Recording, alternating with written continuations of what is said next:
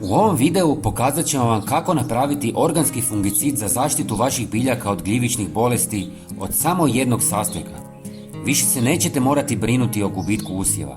Ključ uspjeha u zaštiti krastavaca i rajčica od pepelnice i plamenjače leži u preventivnim mjerama. Redovitom primjenom ovih mjera možete drastično smanjiti rizik od infekcije i očuvati zdravlje svojih biljaka.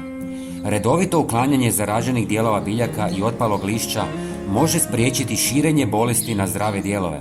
Ovaj postupak smanjuje broj gljivičnih spora u okolini, ograničavajući mogućnost infekcije.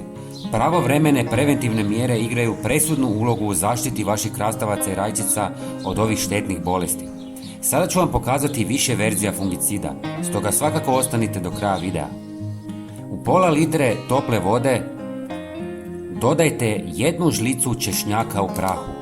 Možete koristiti i svježi češnjak, ali u prahu je jednostavniji i jeftiniji.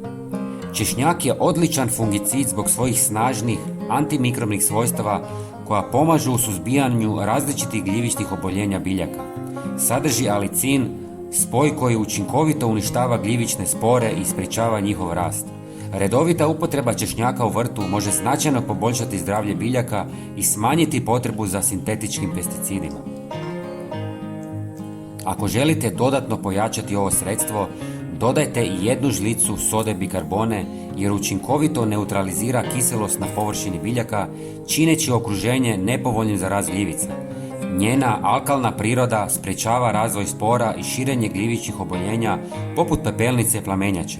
Također, soda bikarbona je netoksična i sigurna za korištenje u vrtu, što je čini ekološki prihvatljivom alternativom kemijskim fungicidima.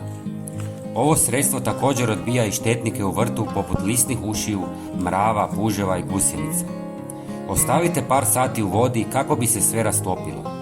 Procijedite i razrijedite sa 3 litre vode. Špricajte biljke svakih 10 dana, a najviše poslije kiše. Prijatelji, bilo bi nam drago da podijelite ovaj video sa svojim prijateljima. Hvala vam puno. Pozdrav!